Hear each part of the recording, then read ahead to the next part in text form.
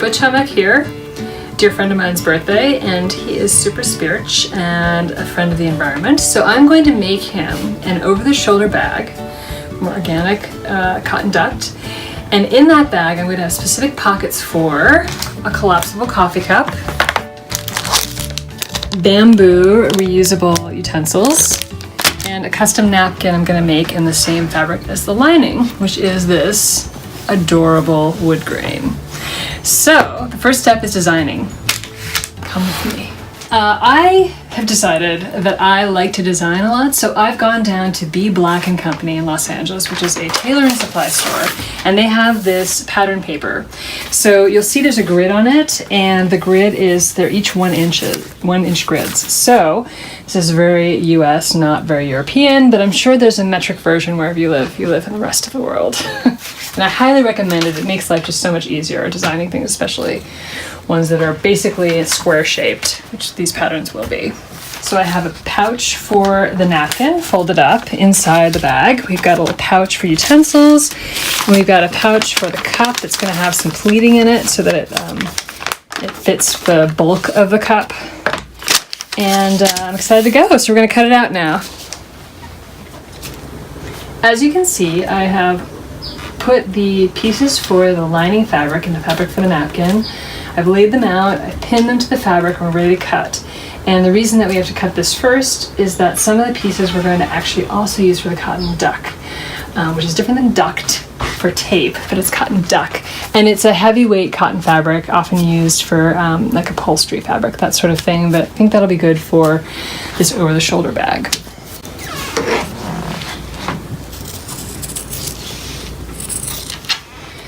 This piece is for the front of the bag, and I designed this piece so that I would have one piece cut out of the lining, which is the wood fabric, and one piece cut out of the cotton duck. And so since I only have one pattern piece, what I need to do is make sure that I realize which piece is for what. So this is, I've called this bag front. So what I'm going to do is I'm going to write on the wrong side, bag front. And that way, when I take the pattern piece off and it goes into the pile of cut pieces over there, I will still know which piece this is, even though it doesn't have the pattern attached to it. And there are 3 pieces that are duplicates, so for all of those I'm going to do the same process of writing which one it is. So I'm going to make the napkin now. This is, I made, let's see, it's an 18 by 20 with 1 inch seam allowance all around because we have to fold it twice.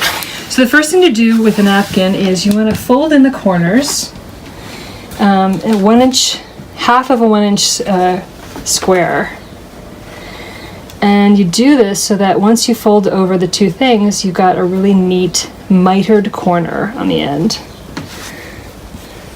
So that looks about right. So we're just gonna press this.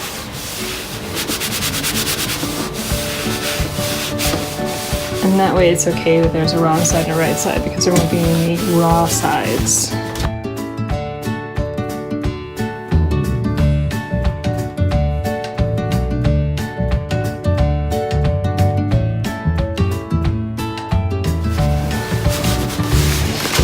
Okay, great. The last bit is going to be a 1/2 inch, and that looks about right. About a 1/2 inch, that's about a 1/2 inch. So everything looks great for the miter except for the fact that we have this little bit hanging out here. So I'm going to tuck it under to make the miter work. And then I'm going to do the 1/2 inch over here. I'm going to do the 1/2 inch over here. And now, once I finally got it correct, you'll see that it's a clean mitered edge that we're going to press down. And then we're going to pin it, and then we're going to sew it, and then you have a napkin, which hopefully you will use instead of the paper monstrosities. At this point, I have folded over twice the tops of 3 little pockets that are going to be inside the bag. And for the first one, I've already started sewing them, so I will sew some more and show you what's going on. I'm kind of sort of free-forming it. I'm trying to sew just maybe 1/8 of an inch from the bottom to make sure that everything catches. And this is the going back and forth to knot it technique.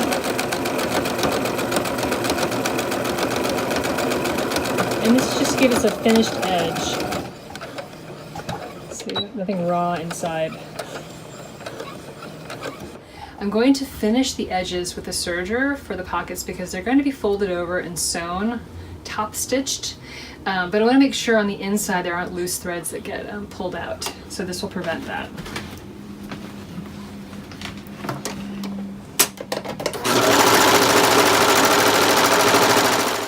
Right now I am working on pockets. So this is a sort of a bulbous pocket to fit this particular piece. And we're going to put it inside the bag in the lining, and I thought it was going to attach to the front, but that doesn't make sense. I think it makes more sense being attached to the back of the lining. So this is the back of the lining. This is the back, the top, and the fold over.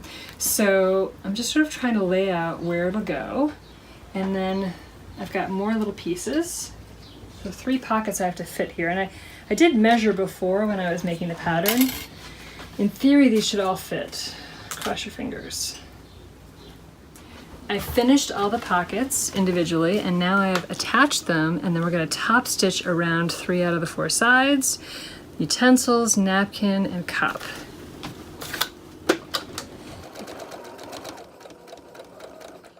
So first one, we're going to try the utensil pocket. Let's do it like that. Yay, it works. Next one. The cup works. The only one I'm a little nervous about is the napkin because it is a very small pocket. But let's see if we can't just... Yay, it all works. We have sewn and then pressed flat the strap for the crossbody strap for the messenger bag. Now what we're going to do is top stitch just to make sure that it doesn't, get floppy and it stays solid. So I've put in navy thread, which is not an exact match, but it's tonally related, and we're just going to use that. I didn't feel like buying thread specifically for this project because I have so much thread left over from old projects.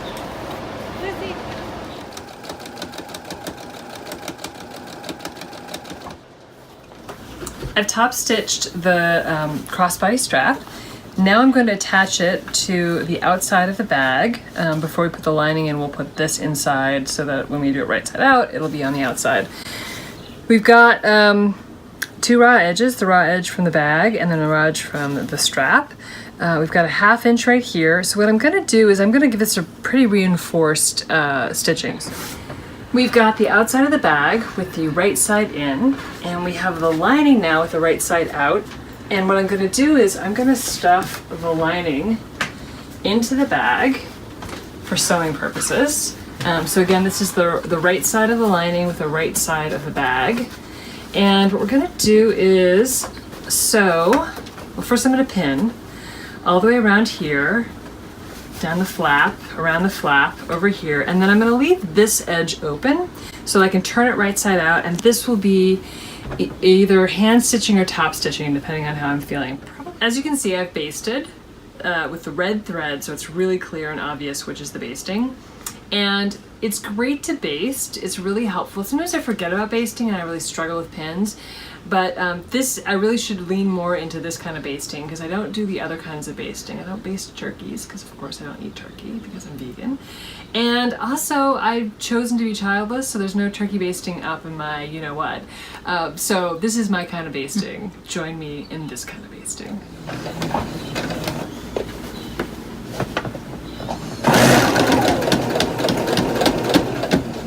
I've sewn all the way around except for the part that I need to keep open to turn it inside out.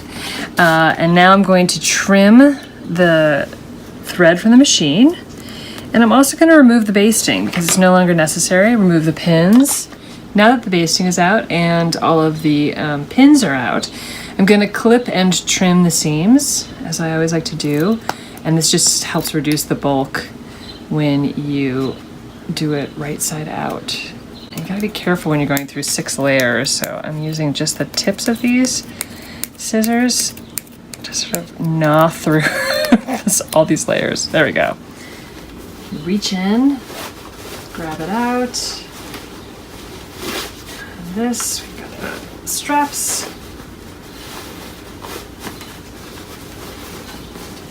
I really hope I calculated this correctly. All right, it looks like I did calculate it correctly. Phew. So now for all the corners, I'm going to take the blunt edge of my letter opener and just try to crisp up the corners a little bit. I made the command decision that I want to top stitch all the way around. So the flap, around the edge, not down here, but just around the top of the bag. And because we have two different fabrics, I'm going to have a blue thread on this side and a gray thread on this side. So I gotta change out the bobbin. So I picked a gray thread that's sort of an average of the different color grays in this. It'll show up, but it won't be glaring. This is the point of changing out the bobbin thread. The bobbin thread is what shows up on the underside of your sewing, and this color, the main color, shows up on the top stitching.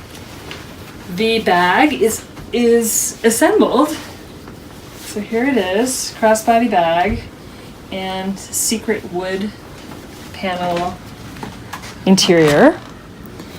The one thing I think that it needs though is something to secure the flap. And I went through my box of random buttons and I found a dark blue large button, which I think I'm going to reuse right here. Which means I need to put together a buttonhole on this flap, and I want to put it in the center. Obviously I have one button, although I guess I could be avant-garde and not do it in the center. The tricky part is first I need to find out exactly how large this button is, and just putting it down here, it looks to be a 7/8 inch button. And so I need to make a 7/8 inch line for the buttonhole maker on the machine. In order to make sure that the lining fabric stays flat and doesn't get bunched up in weird ways, I've just put a few pins around where the buttonhole will be to keep it flat. And what I've done is I have a buttonhole maker, so I have a machine that does it really all for me essentially. And all I need to do is place the fabric in the machine. And there we go, lift it up. You see I made markings for where the buttonhole should go. So this little cross right here at the one end of the buttonhole goes here. And there's little cross hatches in the buttonhole foot. So I can line that up perfectly. And then all I need to do is just start pedaling and it'll automatically do it. So I'll make sure that the fabric stays straight in the machine. But otherwise, I just let it do its thing.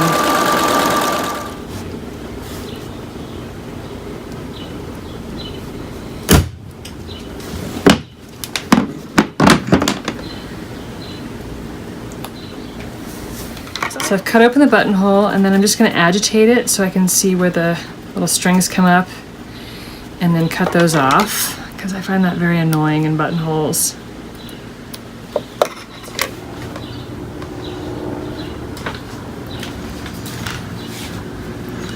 You want to place the button at the midway point of your buttonhole. And I'm going to check just for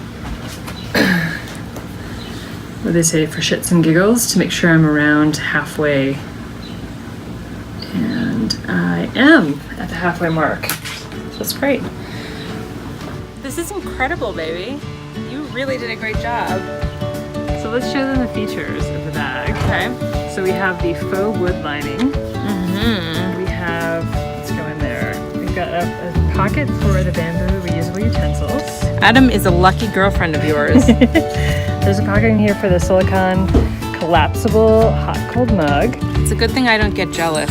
And then there's a pocket for the napkin, which we already made him. Mm-hmm. So he already has it. You can stuff that in there. And then it's sealed off with a nice little button. Yeah. So we're gonna drop it off to him right now. And unless I get it first. Wait a minute, Jasmine.